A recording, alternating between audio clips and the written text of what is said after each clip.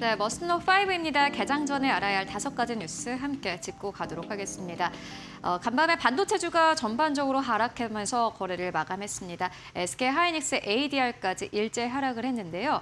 이를 두고 여러 가지 의견들이 나오고 있습니다. 월가에서는 어떠한 의견들이 나오나 봤더니 배런스 씨는 이 제목의 기사를 오늘 메인 기사로 내걸었습니다. 월가가 코어 위브 그리고 ASML과 관련된 이슈를 결국에는 반도체 하락의 이슈로 보고 있다라고 논평했는데요. 자세하게 만나보시죠. AI 반도체주가 실적 시즌을 앞두고 하루 만에 급등과 급락을 반복하며 변동성을 키우고 있습니다. 전날 IBM의 AI 서버 투자 확대 발언으로 관련 종목들이 급등했지만 또 간밤에는 메모리 가격 고점 우려가 불거지며 차익 실현 매물이 쏟아졌습니다. 로이터 통신은 코어위브가 메모리 가격 하락에 대비한 해지 전략을 검토하고 있다고 보도했고 시장은 이를 메모리 업황이 정점을 통과할 수 있다는 신호로 받아들였습니다.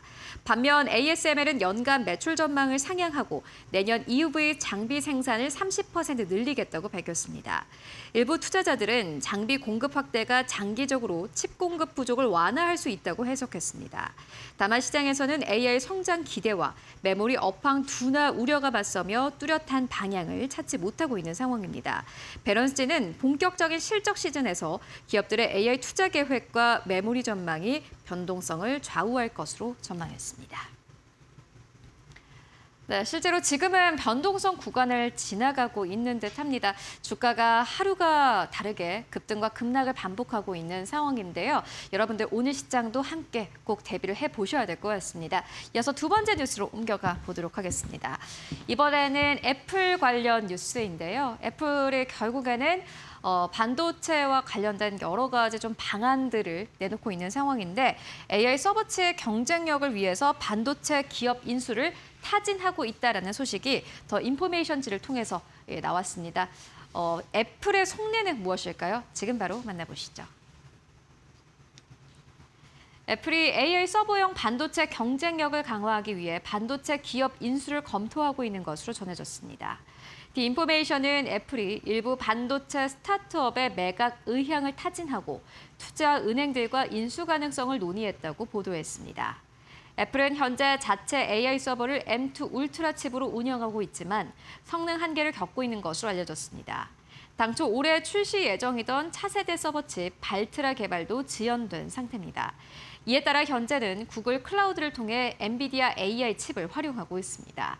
애플은 기업 인수를 통해 자체 AI 칩 성능을 끌어올려 외부 AI 반도체 의존도를 낮추겠다는 전략으로 풀이됩니다. 네, 이에 따라서 애플의 주가가 상승 탄력을 보였습니다. 그리고 애플의 주가를 끌어올린 또 다른 요인도 있었습니다. 애플이 인텔리전스와 관련해서 중국의 등록을 마감했다. 그리고 앞으로 알리바바와 협력을 한다라는 보도가 있었습니다. 사실 애플이 처음에 AI, 애플 인텔리전스를 내놓으면서 유럽과 중국 시장에서의 출시에 대해서 정확하게 밝히지 않은 바 있었는데요. 결국에는 중국에서 이렇게 출시를 하게 됐습니다. 중국의 매출이 증대될 수 있는 모멘텀으로 작용할 수 있을까요? 지금 바로 만나보시죠.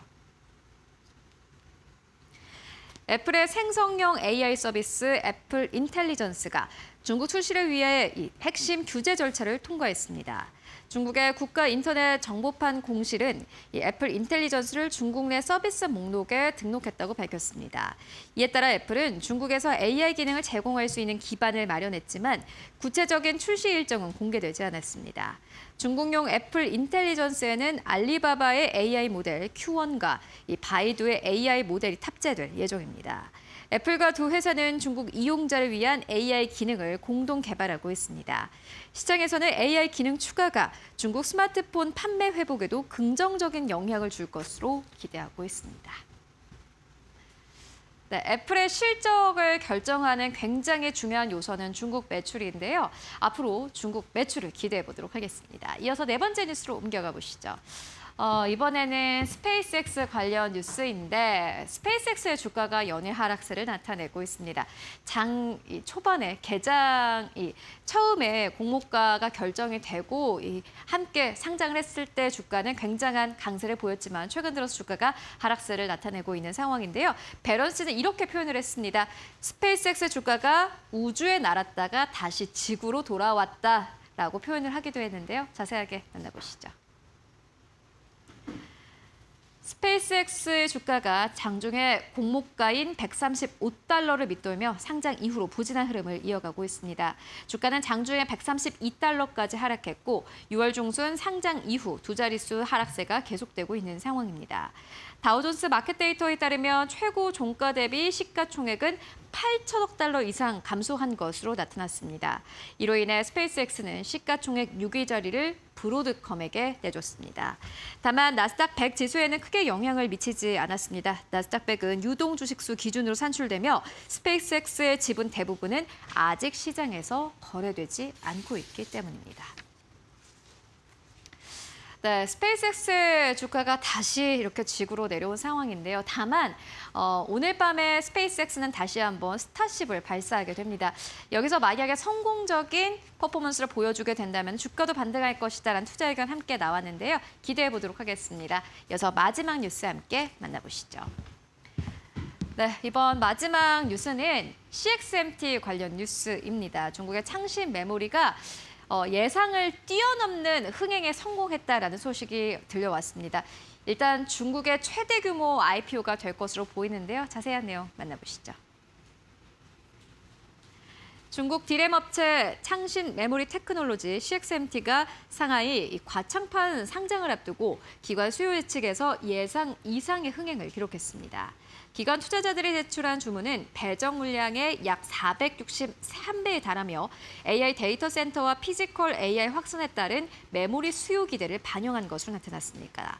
공모가는 당초 시장 예상의 약 2배인 주당 8.66위안으로 결정됐습니다. 이에 따라 공모 규모는 약 579억 위안, 상장 후 시가총액은 5,792억 위안으로 예상됩니다. CXMT는 세계 4위 디램 업체로 이번 상장을 통해 확보한 자금을 생산 능력 확대에 투입할 계획입니다. 업계에서는 글로벌 메모리 시장 경쟁이 한층 치열해질 것으로 전망하고 있습니다.